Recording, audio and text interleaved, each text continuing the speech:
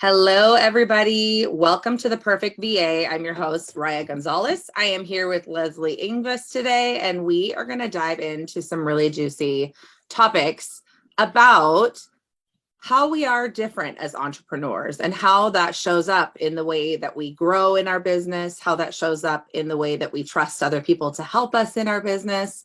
And Lesley has an amazing process that I'll let her introduce. But Lesley, first of all, tell us a little bit about yourself and about how you serve people. Sure. My name's Lesley Ingves. My company is Clear Pathway, and I'm a business optimization strategist. Well, what does that mean?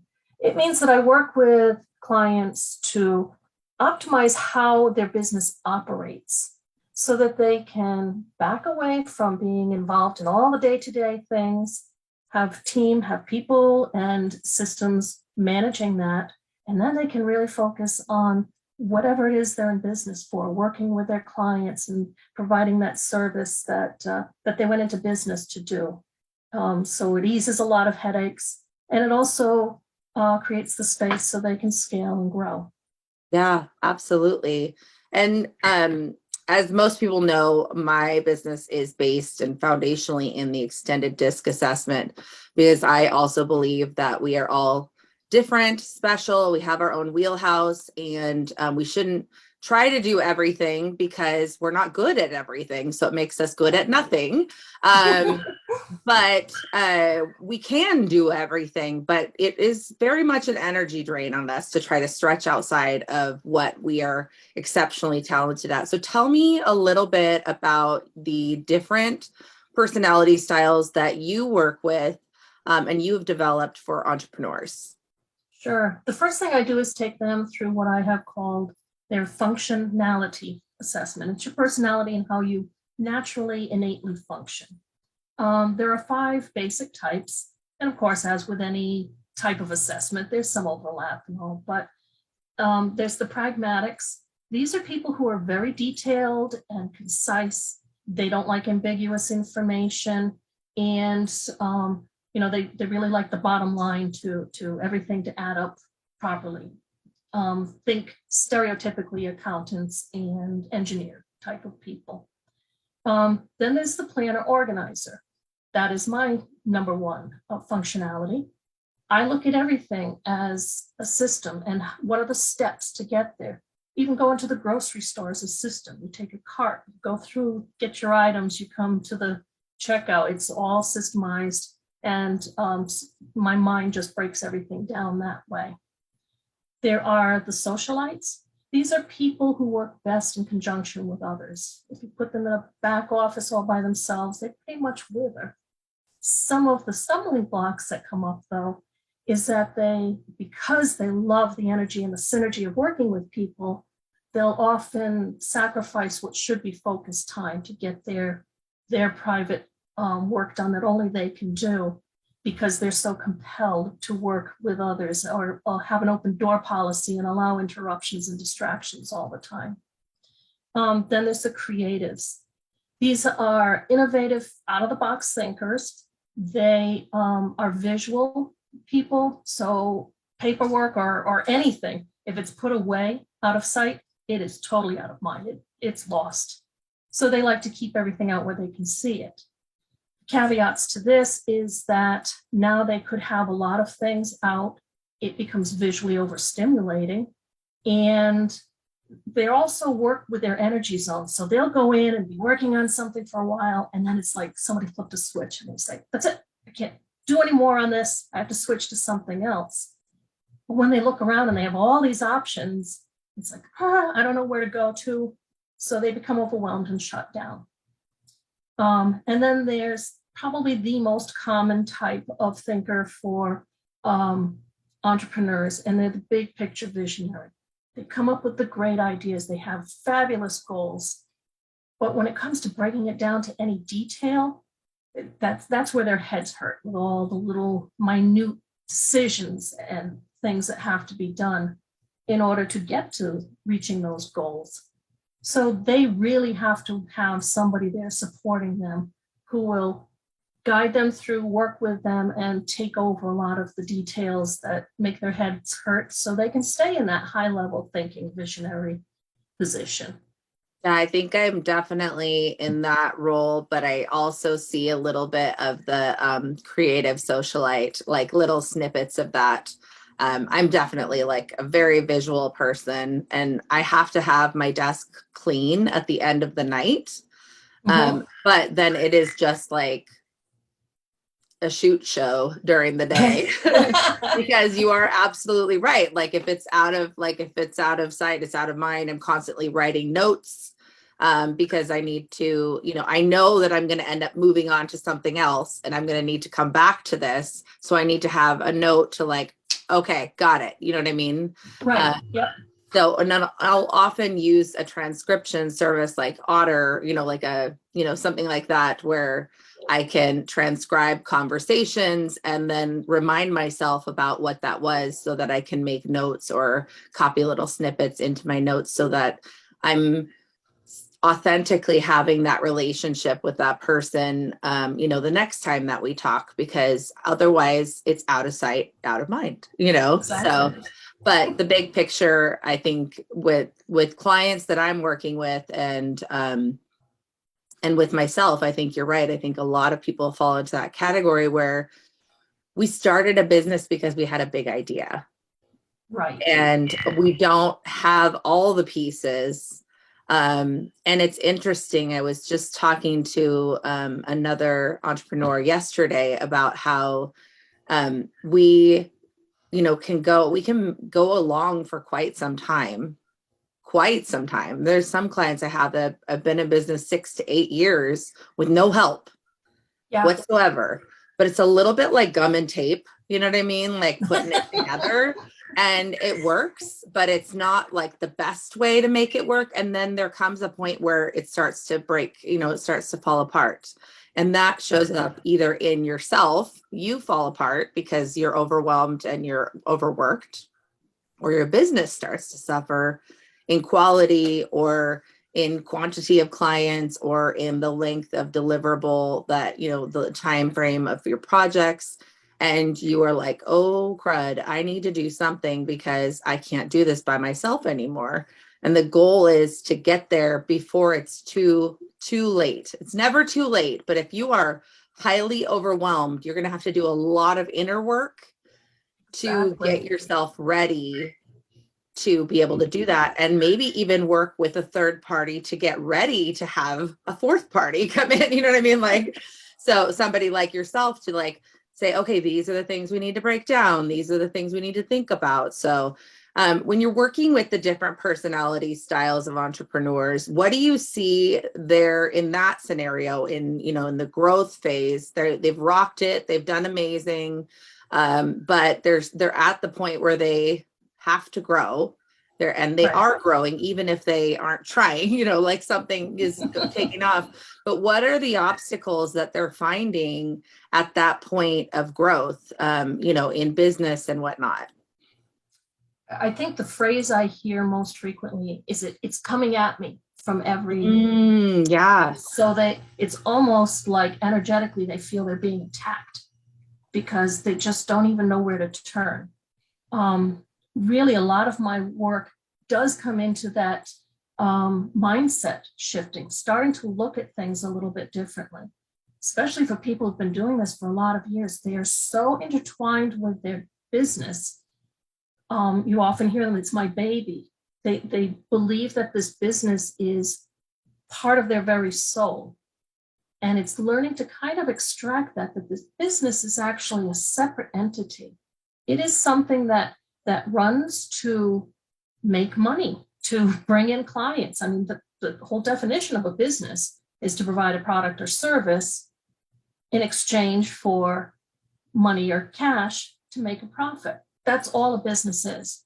So they have to kind of learn to extract the business part of that, and then they can stay attached to the service and the gift that they want to bring into the world and the change they want to do. But the business is the cogs that keep running. I often liken it to an automobile. Essentially, every automobile is the same. There is an engine or power plant, obviously now from electrical, that type of thing. There's something that makes it run, and it has gears and everything goes to the wheels to make the car run. And there's safety pieces that have to be put in there, windshields and doors, etc. They're all the same. What the difference is now, oh, is it a big vehicle? Is it red? You can add your own personality to a lot of the pieces of the vehicle, but the essential thing that keeps running and gets you from point A to point B is all the same. Yeah. Businesses are the same thing. It doesn't matter whether you're talking a huge conglomerate or just, mom selling some things that she's making in her living room in the evening. Essentially running and operating is the same thing. Yeah. Few things that came to mind when you were talking. The first one was when you said that it's coming at me. I thought about the irony that this is abundance. These are amazing things that are happening and we feel attacked by abundance, but we can't keep up with we don't have the structure in place to keep up with that. And this is a new territory. And so we're not sure how to move forward with that. And so it can either propel us to get help through a specialist and or a VA, or it can really stunt our growth. And sometimes it can close a business down because they aren't able or willing to trust or take advice on their business because it is their baby and they're like, I know the best, and so, and then when it comes to the, it's my baby and the intertwined, just this year on the advice, we did a marketing audit, and part of it was just looking at how we present the business to the world. And before this year, everything had been very intertwined with myself in social media and the business, very intertwined with me and the business. And they recommended that I separate myself and have a personal brand and that link be its own brand. And I was at first it was how does that work? I don't understand that. Yeah. And then it sort of sank in and I was okay. So we did a very distinct separation. We're at the point now where we can add back in a little bit, not the social media, but people are I want to see what you're about on your website. So we're going to add about our founder and CEO to the about page. But otherwise, the whole website and all of our presence on social media is about our business because we do get intertwined. And it's the very first mentor that I ever had, which was just a one time that I met with him. It was through the Small Business Administration. And he said, at the time I was a virtual assistant myself, sort of a consultant virtual assistant. And I was just thinking I was going to take on clients and fill 40 hours. And that was going to be my business. And he said, no, you don't need 4 more clients. You need 40 more clients. And he's like, you need to train a little army behind you. And I said, I can't do that because my clients want me.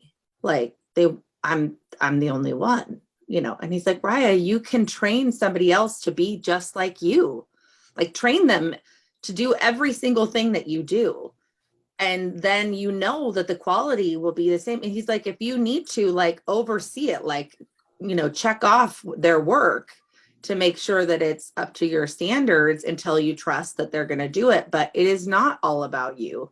They are not hiring just you. They're hiring what you do, right? The abilities that you have. So put those abilities inside the body of someone else because you will burn out. And that I had to sit with that for a while because I really believed that my whole business would come crashing down if I wasn't the only person doing fulfillment. And now, 3.5 years later, I just think oh man, that was horrible. I could never, because I have a small but mighty team with me and we're able to do amazing things. And they are so talented in areas that I am not. And it is very well rounded. And so, yeah, I just think that's a really interesting concept, but it reminded me of that, just like we just went through that, where we literally separated out me from Link, because she's like, what happens if you ever want to sell your Exactly. business? And it's Exactly. based so intertwined with who you are, they can't separate that. You know, I have no plans on selling, but I don't know what's going to happen in 15, 20 years or whatever, you know, because I'm pretty big deal. So, you know, Of course you but are. yeah, but it's just like an interesting concept that people don't think about. We do think we're the only ones that can do things. And I always tell people when they're doing, I recommend that they do a brain dump, even if they don't have somebody working with them, that they should act as if they were onboarding somebody tomorrow, Yes. and start right now doing the things that you would need to have done, you know, while you don't have that person. And so I say, do a brain dump and literally start in the morning and write down every single thing that you do. And even the things that are just you things. And then start looking at, like, what are the things that I hate that I could very easily give to somebody else? What are the things that I'm okay with, but I procrastinate that? That's Mm-hmm. usually an indicator that that's not really something that you want to do.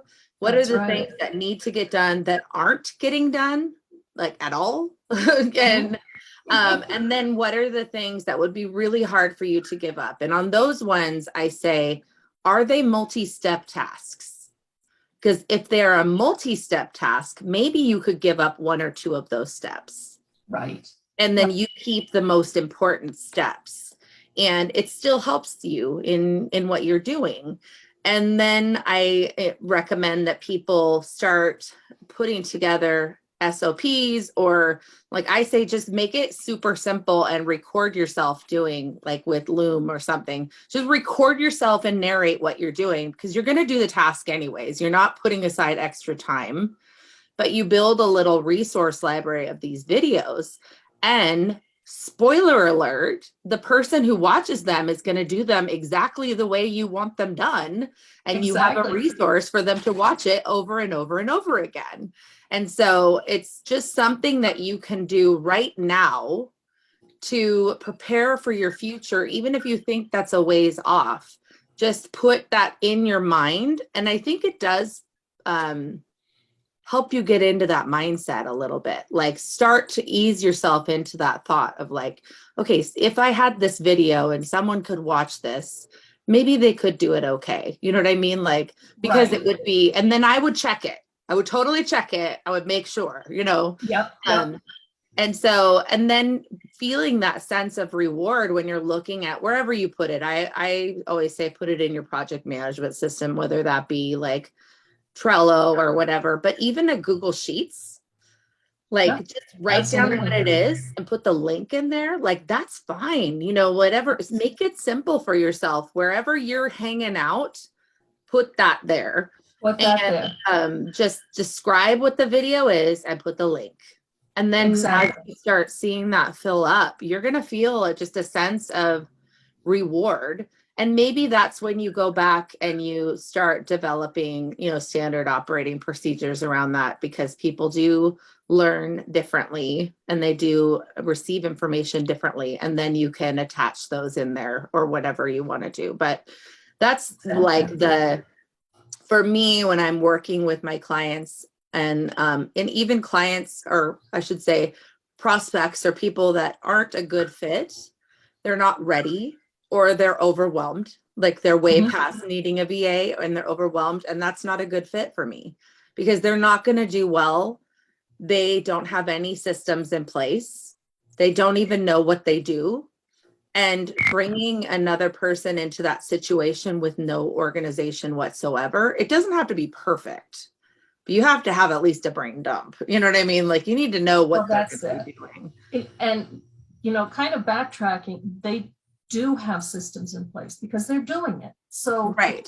they're doing it is their system. It's just that the system is between Correct. the temples here. And I can't read, nobody can read minds. I'm sorry. No, Not a no. visitor. So that's why, yes, recording yourself, even if you turn on your video camera and work on Zoom all day and just talk it out what you're doing. Okay, now I'm going to write down so-and-so's name because I thought of her and I have to, get back with her. That's a system that you do.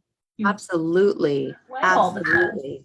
We can improve on those systems because entrepreneurs don't necessarily think ahead of what system to use. They just kind of fall into a method of doing things. So those things can be changed, but there's a system there, capture it, and then you can turn it over to somebody and tweak it and work on it from there. And I think another real problem, and I'm sure you come across this quite a bit, is because they haven't thought out what the system is. When many entrepreneurs go and hire a VA, they then expect the VA to tell them what to give them. They say, well, I expected my VA would let me know what I'm supposed to turn over to them. The VA is not running your business. They have no idea. I mean, if I picked you up and brought you into the offices of, I don't know, some attorney down the road, and I said to you, okay, stand there and tell them what they should give you to work on, you'd be like, I don't know. It's the company that has to tell the person they're hiring, whether it's a consultant or an employee, tell them what they want done and how they want it done. Right. And I think it doesn't even have to be perfect. I think you can give them like some information and say, here's this section of our business and here's how we've been doing it. Can you look at this and tell us, does that make sense? Or from an outside perspective, is there a better way that we can be doing this? But there's a line with that too. And I want to point that out too, is when people try to put the job of a specialist on a virtual assistant. That is not what a virtual assistant is there for. Like if you're wanting them to be a system specialist or you're wanting them to be a marketing specialist, you're saying like, I want my virtual assistant to come in and do a marketing strategy for me and to develop my whole content calendar for me and like do all of this stuff. They are amazing and they are very talented, but they are not specialists unless you hire a virtual assistant who is hired as a specialist because they have the expertise and the experience behind it. But if you're hiring a generalist virtual assistant that has some special skills that you need, they're still not going to be the level of like working with someone like you, who that's all you do. That is your narrowed focus. And but the information from working with someone like you really empowers that virtual assistant to be able to work at a higher level and be more organized. And so there's my dog. And so what that really does is help them be more focused on what needs to be done and gives them more information on what needs to be done. Right. So yeah, it is really good. It is really, really good. Right. You have to have the strategy and the overall plan of what's going on first. Then you can get into the details of how that plan is going to happen. And then you can ask somebody to come in and take care of those details. Absolutely. So absolutely. There's process to even figuring it all out. And this is something too that I recently started working with. We're in an organization, a women's organization together, and I'm working with another woman in that organization to do process mapping. Mm-hmm. And so it's like a visual representation of the process that you have. And I'm all excited. I know. It's so interesting because before we've always done it based off of the system, the program, the software that we use. And now doesn't even matter what that program system software is. It doesn't matter because it's not based on that. It's based on what is being accomplished throughout that. And Right. when I gave my VA, we mapped out our client journey and the whole thing from beginning to end. And when I gave it to my VA, she was like, oh my God, this is amazing. Like, I'm so excited. Like, no matter what software we use, we can absolutely just plug it in because who cares? You know what I mean? Like, this is what it's accomplishing, is this particular task. And so, or important point on that map. And so, looking at it that way, again, it's like bringing in a specialist who knows that area very, very well, and then empowering your virtual assistant or consultant or whoever might be helping you to do it in the right way, the way you want.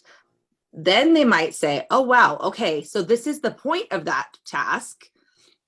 Exactly. We could use this software and that would do it much easier if that's what you want. Okay, that makes sense. And so that I think really helps with some of the obstacles that people might have. And that's one of the things I do on my VIP days, is take the group through client journey mapping. And it really reveals where there are gaps, where you thought things were flowing, but there's something missing here, so they can find the right piece to fit in there. But every step has a purpose. Yes. What is the purpose of this step? And then what's next? What's the purpose of that step? And then what's next? Which can be, if you're going to sit down to it on your own, can be kind of difficult. It is often out much better to have somebody, as like you have hired, to go through that whole process. And then it's revealed. It's like, wow, okay. Yes. Now I see the map. I know how to get from Connecticut to Washington. I know That's how. right. And you can see the bottlenecks, and you can see opportunities to create more client delight. Yes. Or where you need to bring in more help, or where you need to engage with another company to do something, because it doesn't fit what you do. That's not your wheelhouse as a whole, as a company, but you want that in your process. So you need to bring in another company to take care of that. Mm-hmm. And so I think it's just such an important step, and one that I think if people could do earlier in their business would provide a lot more clarity. Because again, working with a specialist, you can make recommendations that they don't even know about. You've seen businesses of all, shapes and sizes. And so you could say, right here, one thing that you could do, and just let me know if this like resonates with you or not. Like one thing that I've seen people do before is X, Y, and Z. How does that feel for you? And, whereas if you're winging it on your own, then what I found was that I was constantly longing for clarity. And I never got that clarity. And so then I added people in, and it made them more, we got stuff done. Obviously, I've built a successful business, but it made it more complicated, where if there was a stronger vision of not just the overall purpose of the company, but the mechanics, like you said, like the innards of the car, The innards of the car. Yep. And then I feel like it would be, they would be able to catch like, hey, that doesn't sound like what we're doing here. You know what I mean? Like, is that what you're wanting to do? Are we adding something new to the process? Where does that fit on the process map? And then I'm like, oh, no, okay, sorry. That was a shiny thing on my desk. Just ignore. Exactly it. Or it also reveals, oh yeah, we want to give our clients this experience. Okay, yes, but you really need to get them in and going through these pieces first. Yes. Know what things to concentrate on first and what things will come next. Yeah. Otherwise, it's throwing a smattering at everything and nothing is fully, as you say, the clarity isn't there of what needs to be in place, what can be added on at a future time, and maybe even what needs to be removed. Yes. Sometimes we're doing things that are not necessary and find out, wow, I spent a lot of time and energy providing that one thing. And guess what? Nobody really makes use of it, it's not that helpful. So how can we transform that or remove it and put our energies elsewhere? So that happened to us this year with that audit too, is that my team spent a significant, and more than one person, significant amount of time doing social media graphics and starting the captions, and then I would do all the captions to everything. And we get no engagement in certain channels for that. And so it was like, okay, what is the return on investment of me paying these people to work like 6 hours a week, and then another person maybe 3 hours a week? So 9 hours of manpower a week for something that nobody even comments on, Right. it doesn't make sense. And so then just paring that back and saying, maybe something like this, where I'm collaborating with another person that can bring value, maybe that is a better fit for what I'm doing on social media. And so, yeah, it's just been really, really interesting too. And it was hard because your brain says, no, don't do that. Then you're going to lose business. But guess what? Business picked up. Right, And because you were putting your energies into the right line, the right way. And we were able to handle the extra amount of fulfillment load because they weren't spending all that time on doing a task that did not bring value to the business. I'd love to get back to the point where we are able to do that because I enjoy it, and I feel like it adds social proof, like it adds that where somebody was to look us up, then they'd be like, oh, okay, they participate in their social media. So we dabble, well, every once in a while we'll throw something up there, you know what I mean? Like just to keep it alive. But those are the tough decisions where you have to look and say, does this add value to my business? And if it doesn't, I need to let it go. You know what I mean? And maybe that's not just letting it go to a VA. Maybe that's let it go, let it go. Right. And that's very challenging. And I also did that this year too. Another service that I provided, I decided to close the doors on and just really, really focus on this service of providing VA matchmaking, because this is where people were diving in. The other segment of my business, people were not engaging with, even though it was very near and dear to my heart. And so, and so I was just being stubborn, not wanting to let it go. But it needed, maybe there will be a time and a place, or maybe that's another company or another brand or something like that. But it doesn't fit with what we do. And so I had to just say, okay, close the doors on that. Yep. And like you say, that is so hard to do and let go of. But you get this business, this focused, the VA matchmaking really running so that it's almost operating all on its own. That will free up time for you to then look at something else that's near and dear to your heart and say, yes, do I want to run two businesses? Because this one doesn't take as much of my time anymore. It's being managed and run properly. You always have to oversee it. Yes. Any business owner should let go oversight, but it's the step into being the manager and the overseer of what's happening and keeping your fingers out of the brownie mix. Yes, absolutely. Make sure that it's all being mixed up and baked properly, but you don't have to be part of all of that. And then you can shift to other, perhaps it's philanthropical work you want to do, or something else entirely. Exactly. Well, this is awesome. I could go on and on and on forever. But if people wanted to find you, if they were thinking about maybe doing their own process map or having a VIP day with you about their systems, where can they find you?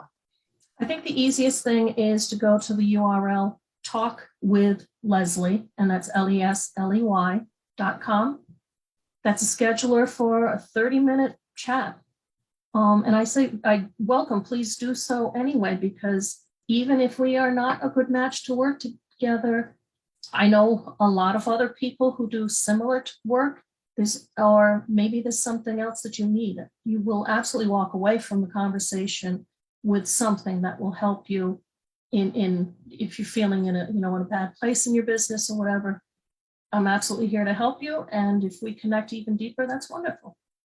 I will second that. Every visit with Lesley, I walk away with value. So I encourage anyone who's watching to take her up on that offer and just poke around and see what's possible for you. And it would, everyone, whether you're new in business, have been in business for 8+ years, everyone can use someone like Lesley to help them strengthen and refine what they're doing. So take her up on the call, and thank you, Lesley, so much for joining today. Thank you, Riah. This was a pleasure. All right.